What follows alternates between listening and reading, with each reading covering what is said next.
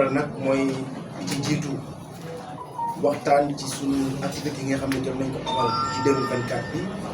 waaye aussi validé ndoo li nga xam ne moom mooy plan d'action bi ñu war a dem ci 2025 bi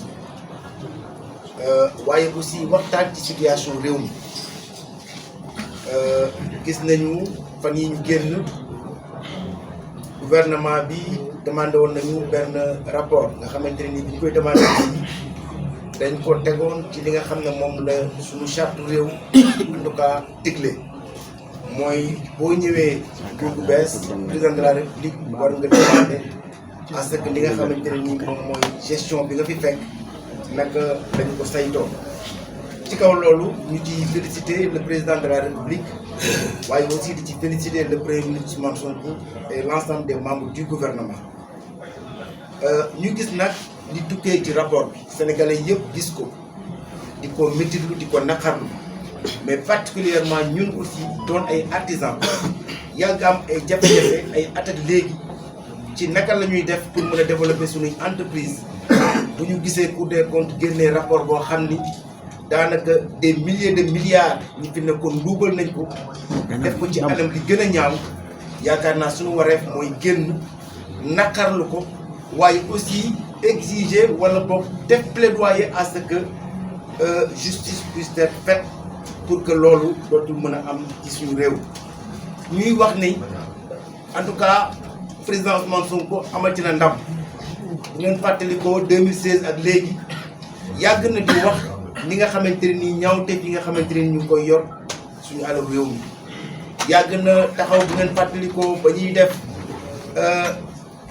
du premier ministre à l'époque ancien premier ministre à l'époque ñëwoon assemblée nationale wala sax ministre des finances yàgg ngeen dégg président Ousmane Sonko naan leen seen njublan ak seen dëngte moo tax Sénégal nekk ci guddi gi mu nekk yaakaar naa tey rapport yi génn gi mu génn ak li mu leeral dafa wane ni ñii kat ni ñu yore woon suñu réew mi ñaaw na ba fi ñaaw yem beneen bi aussi mooy ñu jàpp ni malgré jafe-jafe yi nga xamante ne ni tey Sénégal am nañ ko ci wàllu koom-koom ci li nga xamante ne ni yoroon nañ ko yorin bu ñaaw plus de 18 000 milliards de déficit bor boo xamante ne ni jël nañ ko ci ndoddu Sénégal nëbbuñu ko yaakaar naa ne loolu lu ñu war a naqarlu la ñun ñëpp waaye li nga xamante ne ni aussi war nañ ci taxaw seen ñun ñëpp ñu ànd ci accompagner ci le gouvernement mooy malgré coono bi ñu fekk ci réew mi terewul li ñu war a def ñu ngi koy def taxawaay bi ñu war a am ñu ngi koy am kon ñun aussi en tant que des artisans li ñu war mooy accompagner le président de la république accompagner le premier ministre accompagner l'ensemble des membres du gouvernement te xam ni fekk nañ fi ay jafe-jafe waaye ñun war nañ leen a mën a accompagner accompagnement bi nag ñun dañu gëm ni bi ci jiitu mooy tey gis nañ ne li nga xam ne état bi bëgg na ko wala boog fi mu jàpp ne war na fa mën a jël ay ressources bokk na ci lu ñuy wax les ressources domestiques ñu mun koo tuddee ay lempo kon jàpp naa ni ñun en tant que des artisans war nañu mën aussi contribuer ci li nga xam ne moom mooy assiette fiscale réew mi pour ñu mën a soutenir li nga xamante ne nii moom mooy li gouvernement bi bëgg donc loolu moo taxoon tey ñun en tant que mouvement national des artisans patriotes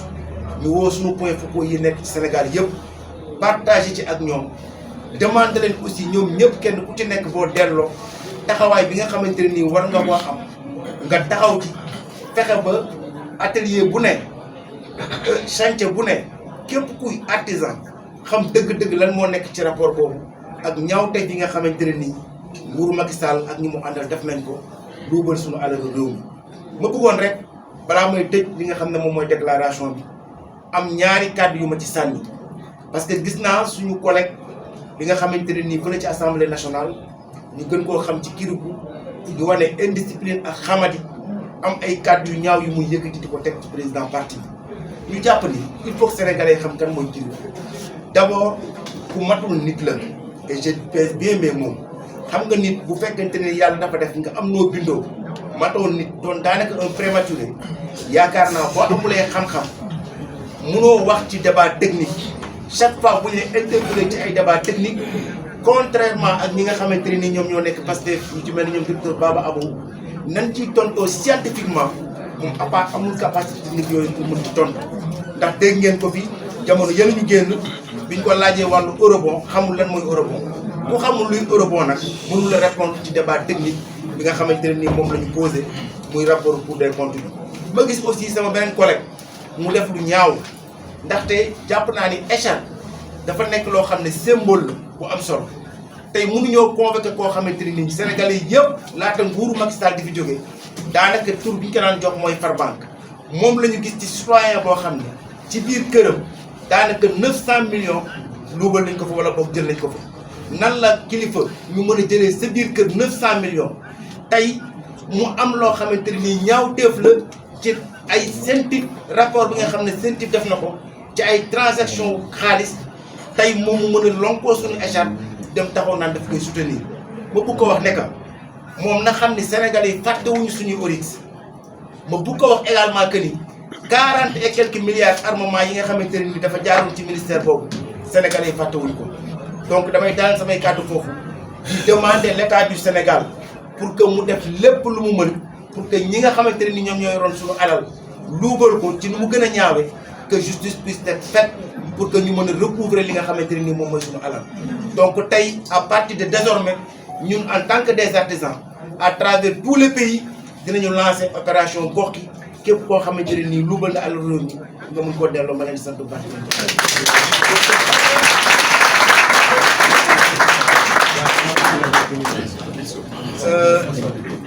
Je vais juste peut-être faire une synthèse par rapport à ce que nous sommes en train de dire. Nous nous sommes réunis ici aujourd'hui avec l'ensemble des points focaux du mouvement national des artisans patriotes. L'objectif de cette rencontre, c'était d'abord d'évaluer les activités que nous avons menées en 2024, mais surtout de valider en tout cas un plan d'action pour 2025. Le deuxième point consistait à faire un partage par rapport au rapport que la Cour des comptes a publié récemment. Nous félicitons d'abord le président de la République par rapport à l'exercice qu'il vient de faire. Je pense que nous nous rappelons de 2019, Macky Sall n'avait pas recommandé ce rapport-là. Et je rappelle que c'est une exigence, en tout cas c'est une exigence par rapport à nos lois, textes et règlements. Quand un nouveau gouvernement vient, il doit d'abord faire un rapport pour savoir qu'est-ce qui est dans nos comptes. Et pour cela, nous félicitons le gouvernement par rapport à cet acte qu'il a eu à faire. Mais je voudrais également rappeler que cela ne nous surprend guère, parce que depuis des années, le président Ousmane Sonko alertait par rapport à la gestion de nos ressources. Nous avons tous constaté de 2016 à nos jours que le président Ousmane Sonko alertait les Sénégalais par rapport à la mauvaise gestion de Macky Sall et de son équipe. Et sur ce, nous voulons demander à l'ensemble des artisans du Sénégal qu'ils puissent comprendre la situation que le président de la République a trouvée dans ce pays et que nous devons également accompagner pour la réussite de la mise en œuvre du projet. Et pour cela, il faudrait que nous également, en tant que des citoyens, qu'on puisse accompagner le gouvernement à la participation de l'assiette fiscale. Donc ça aussi, nous avons demandé, ou nous demandons à tous les artisans de faire un effort par rapport à la participation des taxes que nous devons payer pour que l'État puisse véritablement avoir au moins des ressources pour faire face à ce déficit. Je voudrais également terminer par rapport à peut-être deux de mes collègues qui sont au niveau de l'Assemblée nationale. L'un s'appelle Kiroukou, qui est indiscipliné, un indiscipliné notoire, mais quand même qu'on peut résumer par rapport à sa taille, à sa petite taille. Et aujourd'hui, il faut reconnaître une chose, quelqu'un qui n'a pas d'argument, tout ce qu'il peut dire, c'est peut-être faire des insultes. Mais je voudrais juste lui lancer un appel. Ça va cesser par A ou par B. Parce que ce n'est pas lui et le président Ousmane Sonko. Nous lui demandons d'abord d'aller se cultiver. Contrairement à nos cadres aujourd'hui, qui à chaque fois qu'il y a un débat technique, ils donnent des réponses techniques. Je peux citer Dr Babou, contrairement à lui qui ne sait même pas ou qui ne connaît même pas la différence pour ce que ça veut dire eurobond. Donc lui, nous lui demandons de rester tranquille et de se discipliner. Il y a aussi un autre collègue qui aujourd'hui, malheureusement, nous l'avons vu porter un écharpe par rapport à l'audition de Farbank. Tout le monde sait que Farbank, c'est quelqu'un quand même, c'est le seul Sénégalais où on a eu à voler plus de 900 millions chez lui. Donc aujourd'hui, ce dernier-là, si la CENTI fait un rapport par rapport à des doutes frauduleuses, mais je pense que tous les Sénégalais savent que même en voyant sa tête lors de la dernière conférence de presse de l'APR, c'est que quand même il y a quelque chose, il y a un mot sur roche. Donc, je voudrais dire à ce dernier-là, ce collègue député, que nous, Sénégalais, nous n'avons pas oublié nos oris. Nous n'avons pas également oublié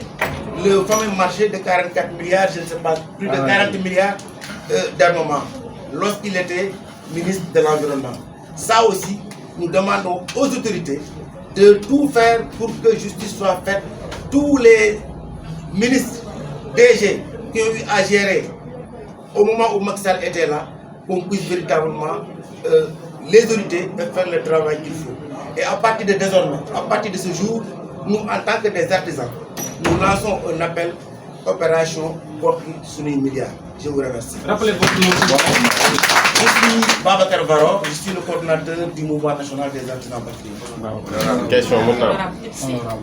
Bon, c'était un point de presse, mais je suis pour. Allez-y. Merci. Deux questions. Am nga question. J'ai deux questions sur côté artisan yi quoi. Oui. Gis nañ taxawaay bi nga xam ne parti Pastef am na ko mu doon parti bi nga xam ne moom kese dañu gis moo am mouvement des artisans n'est-ce pas. yow en tant que député nga nekk ci penc ndaw réew mi ndax yaa ngi bàyyi xel question équilibre boo xam ne di nga ko yóbbul si sa nawle yi nga nekkal sa assemblée nationale ndaxte gis nañ artisans yi yàgg nañ di yuuxu naan état bi fi nekkoon dañ leen négligé ba gars yi dañuy gën a exporté mbirum dàll yeeg mbirum lal yeeg yooyu yëpp boo xoolee produits yi ñuy exporté la gënoon favoriser ndax yaa ngi bàyyi xel question écrite bi nga xam ne war nga ko jébbal seen tutelle. Merci beaucoup Mbaye, je pense que c'est une question la bu am solo. D'abord rappeler ko nga xam ne le parti Pastef est le seul parti boo xam ne dafa dugal ay artisans ci biir parti bi. Yàlla dogal également le président Ousmane Sonko investir ay artisans fële ci au niveau de l'Assemblée nationale. Effectivement déjà commencé nañu liggéey ci ñaari question yoo xam ni dafa soxal li nga xam ne moom mooy des artisans bi ci jiitu muy le programme d'apprentissage des jeunes muy PEJA nga xam ne am na ay jafe-jafe yu bari yoo xamante ne nii artisans yi jànkonteel nañ ko. beneen bi également mooy sur la réforme du secteur de l'artisanat. Je pense que koroog bu fekkente ne nii déglu nga wala boog suivre nga DPG bi gis nga taxawaay bi nga xamante ne nii am nañ ko ci. kon ñun ak parti bi ñu ngi liggéey li nga ñun ak gouvernement bi ñu ngi liggéey pour jël li nga xamante ni moom mooy préoccupation secteur bu artisanat incha allah. Merci.